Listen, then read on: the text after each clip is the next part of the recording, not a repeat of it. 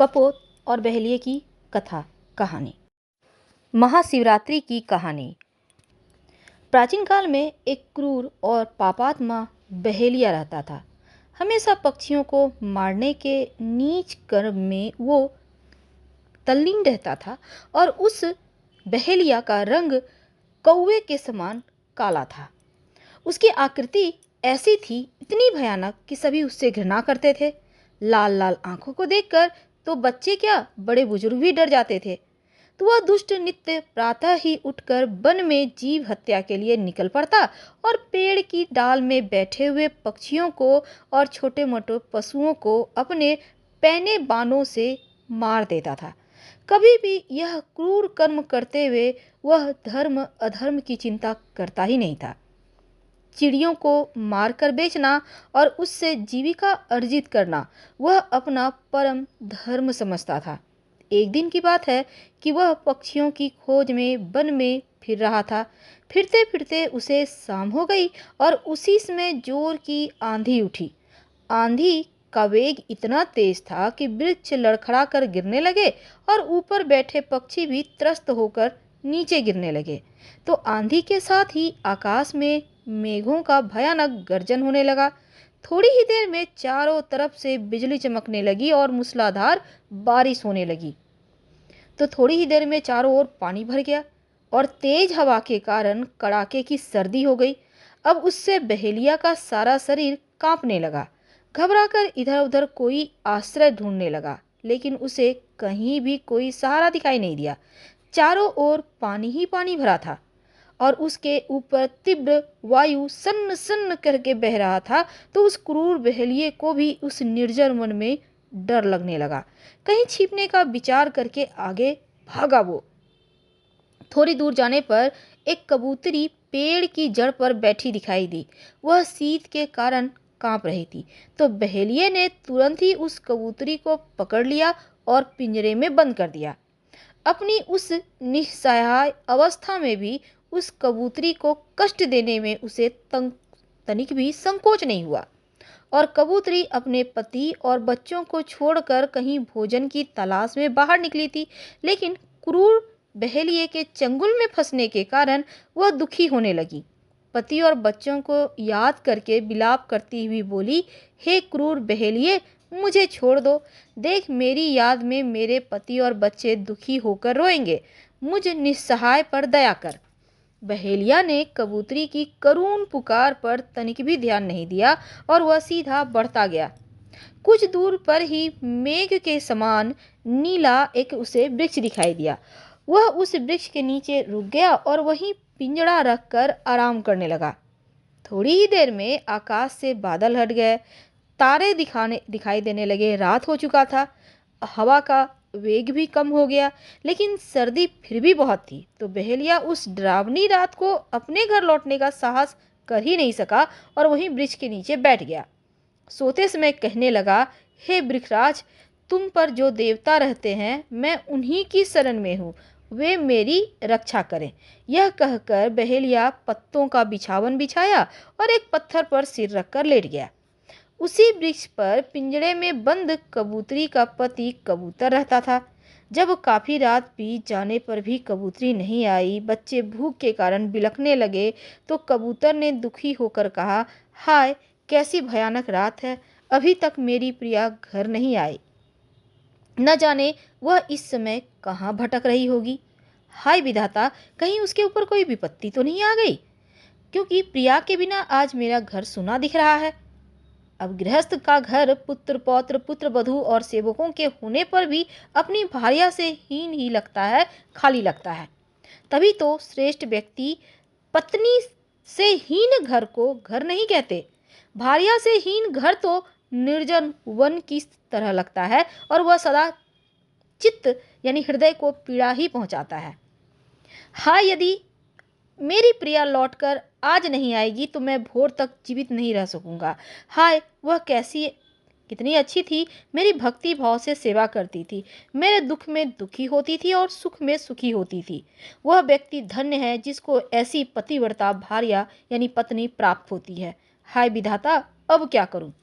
अवश्य मेरी प्रिया पर किसी तरह की विपत्ति आ पड़ी है, नहीं तो वह कभी भी मुझे और बच्चों को भूखा छोड़कर इतनी देर वन में नहीं रुकती। हाय, अब मैं उसके बिना कैसे जीवित रहूंगा। अब पत्नी से ही पुरुष के जीवन का निर्वाह होता है।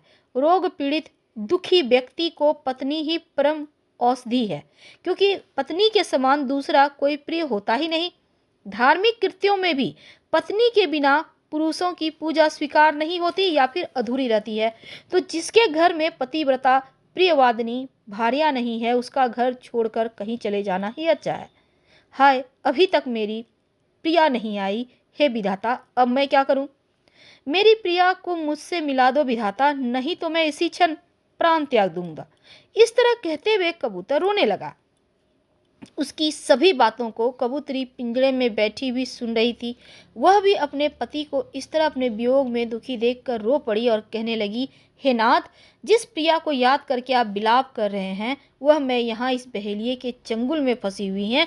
इसने मुझे पिंजरे में बंद कर रखा है, इसी कारण मैं आपके पास नहीं आ सकती। हे प्राणनाथ, आप मेरे गुणों की प्रशंसा कर रहे हैं, यह सुनकर मेरा हृदय गदगद हो उठा है। इस संसार में स्त्री भी कितनी सौभाग्यवती होती है जिसके गुणों की प्रशंसा स्वयं उसका पति करता हो। हे नाथ, आज मैंने अपनी सेवा का फल पा लिया है।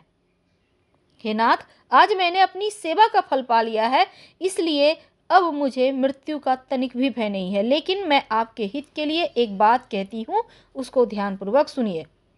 अपनी प्रिया की मधुर वाणी सुनकर तो कबूतर के रोम रोम में नव स्फूर्ति जाग उठी और उसने आतुर होकर कहा, हाय प्रिया, क्रूर बहेलिये ने तुम्हें बंदी बना लिया है, लेकिन कहो मेरे हित के लिए वह क्या बात है। तब कबूतरी कहती है, हे नाथ, इस समय यह बहेलिया भूख से व्याकुल और जाड़े से दुखी होकर तुम्हारी शरण में आया है। इस शरणागत की रक्षा करना तुम्हारा परम धर्म है। हे नाथ, मैं जानती हूँ इस क्रूर कर्म करने वाले दुराचारी बहेलिया के प्रति आपके हृदय में रोष उठ रहा है, लेकिन शरणागत का अनिष्ट करना किसी प्रकार उचित नहीं है। तो जो व्यक्ति शरणागत का वध करता है, उसे गो हत्या और ब्रह्म हत्या का पाप लगता है। इसलिए हे नाथ, हम इतने साधन संपन्न नहीं हैं जो इस बहेलिये की अधिक सहायता कर सके, लेकिन फिर भी अपनी सामर्थ्य के अनुसार हमें इसकी सहायता करनी चाहिए। पंडितों ने कहा है कि गृहस्थ यथाशक्ति कर्म धर्म नहीं करता तो उसको घोर नरक की यातना सहनी पड़ती है, और जो धर्म के पथ से अपने चित्त को स्वार्थवश होकर नहीं हटाता, उसको अंत में अक्षय लोक की प्राप्ति होती है। हे नाथ, इसी कारण मैं कहती हूँ, आप अपनी देह की चिंता छोड़कर आए हुए इस शरणागत का सत्कार करो। मेरी चिंता छोड़ दो और धर्म का पालन करो। उसके प्रभाव से मैं यदि इस लोक में आपसे नहीं मिल सकी, तो परलोक में हम फिर भी दंपत्ति के रूप में साथ रहेंगे। तो अपनी प्रिया की करुण वाणी सुनकर कबूतर गदगद होकर कहने लगा, हे देवी, तुम धन्य हो जो स्वयं बंद होकर भी इस क्रूर बहेलिये के हित की कामना करती हो। विधाता ने मुझे कैसा सौभाग्यशाली बनाया है जो तुम जैसी करुण हृदया भार्या मुझे मिली। अब मैं अपने जीवन की चिंता छोड़कर अवश्य इस शरणागत बहेलिये का सत्कार करूंगा। और यह कहकर कबूतर वृक्ष पर से नीचे उतर आया और बहेलिये के सामने खड़े होकर कहने लगा, हे महानुभव, आप किसी प्रकार दुखी मत होइए। आप मेरे अतिथि हैं। अतिथि का सत्कार करना गृहस्थ का परम धर्म है, इसलिए कहिए मैं आपकी क्या सेवा करूं। आज मैं आपके लिए अपने जीवन को भी उत्सर्ग करके अपने धर्म का पालन करना चाहता हूँ, क्योंकि शास्त्र का कथन है, यदि शत्रु भी अतिथि के रूप में घर आए तो उसका भी शुद्ध मन से स्वागत करना चाहिए। और जो मनुष्य वृक्ष काटने के लिए जाता है, उस पर से वृक्ष कभी भी अपनी छाया यह सोचकर नहीं हटाता कि यह मनुष्य मेरा अनिष्ट करने आया है। हे महाशय, घर में आए अतिथि का सत्कार करना तो सभी का धर्म है, लेकिन पंचयज्ञ करने वाले गृहस्थों का यह परम धर्म है कि जो व्यक्ति गृहस्थाश्रम में रहकर पंचयज्ञ नहीं करता, उसे ना तो इस लोक में सुख मिलता है और ना परलोक में सद्गति मिलती है। हे महाशय, आप बताइए मैं आपकी क्या सेवा करूं। अब कबूतर की यह बात सुनकर बहेलिया पक्षी की शिष्टता के ऊपर आश्चर्य करने लगा। वह इस समय जाड़े के कारण कांप रहा था और उसने कांपती आवाज में कहा, हे दयालु कबूतर, मैं इस समय जाड़े के मारे ठिठुर रहा हूँ। तुम कोई ऐसा उपाय करो जिससे मैं इस ठंड से बच सकूं। बहेलिए की बात सुनकर कबूतर तुरंत इधर उधर सूखी पत्तियां बीन लाया, उन्हें एक स्थान पर इकट्ठा किया और उन्हें जलाने के लिए आग मांगने के लिए वह लुहार के पास गया और वहां से आग लाकर उसने पत्तों के ढेर को सुलगा दिया। इस आग से बहेलिया ने अपना जाड़ा मिटाया और उसका कांपना बंद हो गया। अब वह स्थिर होकर बैठ गया। इसके बाद फिर कबूतर ने पूछा, हे अतिथि, बोलिए, अब मैं आपकी क्या सेवा करूं? तो बहेलिये ने स्वस्थ होकर कहा, हे पक्षी, मैं इस समय बहुत भूखा हूँ, यदि कर सको तो मेरे लिए कुछ खाने का प्रबंध करो। यह सुनकर कबूतर ने दुखी होकर कहा, हे अतिथि देवता, मेरे पास इस समय कोई वस्तु नहीं है जिसे आपको देकर मैं अपनी भूख मिटाऊं। मैं वन में रहकर प्रतिदिन भोजन की सामग्री लाता हूं और निर्वाह करता हूं। मेरे पास संचित पदार्थ इस समय कोई नहीं है, इसलिए मैं क्या करूं? यह कहकर कबूतर चिंता में पड़ गया और अपने को असहाय समझकर अपने आप को धिक्कारने लगा। तो बार बार उसके हृदय में यही स्वर गूंजता, हाय, मैं अतिथि की इच्छा कैसे पूर्ण करूं जिससे पूरी तरह गृहस्थ धर्म का पालन कर सकूं। वह कितना भी सोचता, लेकिन उसे कोई ऐसी वस्तु नहीं दिखाई देती जिसे देखकर वह बहेलिये का भूख मिटा सके। अंत में उसने अपने ही मान से अतिथि की भूख मिटाने का निश्चय किया और नवीन स्फूर्ति के साथ बहेलिये से कहा, हे अतिथि, आप तो देवता हैं, आप तनी ठहरिए, मैं अभी आपके भोजन की व्यवस्था करता हूँ। फिर कबूतर ने सूखे पत्ते इकट्ठे किए, बुझती हुई आग को और सुलगार दिया। जब अग्नि पूरी तरह से जलने लगी तब बहेलिये से कहने लगा, हे अतिथि देवता, ऋषियों और पांडवों ने अतिथि की सेवा को ही अपना धर्म बताया है, इसलिए मैं अपने शरीर को बलिदान करके भी आपकी इच्छा पूर्ण करूंगा। आप मेरे मांस को खाकर अपना भूख मिटाइए। इस तरह कहकर 3 बार अग्नि की प्रतीक्षा की और फिर अग्नि में कूद पड़ा। उस दिन महाशिवरात्रि का दिन था, तो अनायास ही जो कपोतक पिंजड़े में बंद था, भूखे प्यासे रहकर उसका व्रत पूर्ण हो गया। जो कपोतक पेड़ पे बैठा था, जो अपनी पत्नी का इंतजार कर रहा था, उसका भी व्रत पूर्ण हो गया। और जो बहेलिया था भूखा प्यासा रहकर, उसका भी व्रत पूर्ण हो गया। तो बहेलिये के देखते देखते वह जल गया। उस पक्षी को अपने धर्म की पीछे मरते देखकर उस बहेलिये का कठोर हृदय हिल गया और वह अपने आप को धिक्कारने लगा। आज पहली बार उसको ज्ञात हुआ कि पक्षियों को मार मार कर महापाप करता है और अवश्य ही उसके फलस्वरूप परलोक में उसकी दुर्गति होगी। तो अपने पापों का प्रायश्चित करता हुआ वह कबूतर की मृत्यु पर रोने लगा और कहने लगा, हाय, मैं मनुष्य होकर कैसा पापी हूँ, कैसा अधर्मी हूँ। मुझे अवश्य ही कभी इस जीवन में सुख शांति प्राप्त नहीं होगी और मृत्यु के पश्चात यम के दूत भयानक क्रूरता के साथ मेरे शरीर को जलती अग्नि में तपाएंगे। हाय विधाता, अब मैं क्या करूं?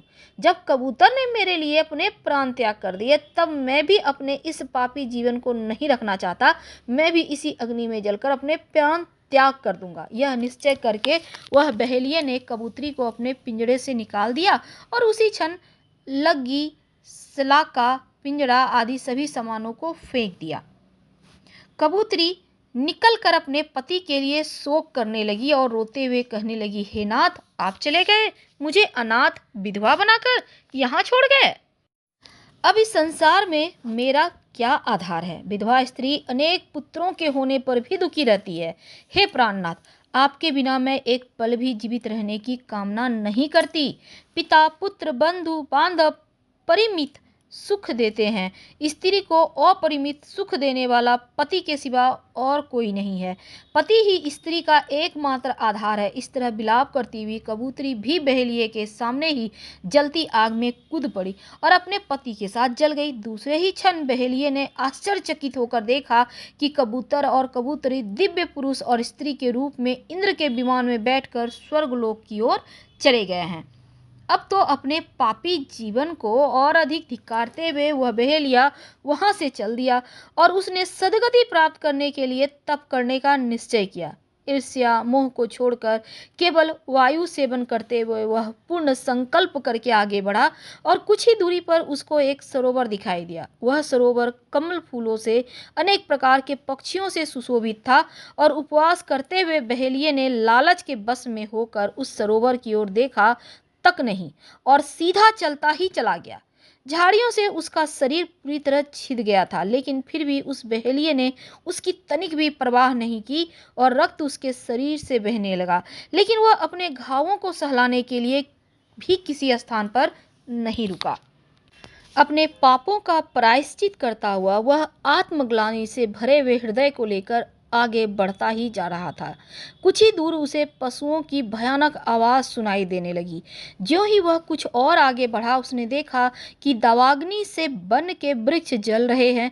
तीव्र वायु चलने लगी, जिससे आग अपना प्रलय काल का रूप लेकर सारे वन को जलाकर छार कर देने के निश्चय से आगे बढ़ी जाड़ी आ रही थी। और बहेलिये की आत्मग्लानि इतनी बढ़ चुकी थी कि उसने अग्नि में जलकर अपने पापों का प्रायश्चित करना ही ठीक समझा और यह सोचकर वह सीधा उस अग्नि के भीतर चला गया।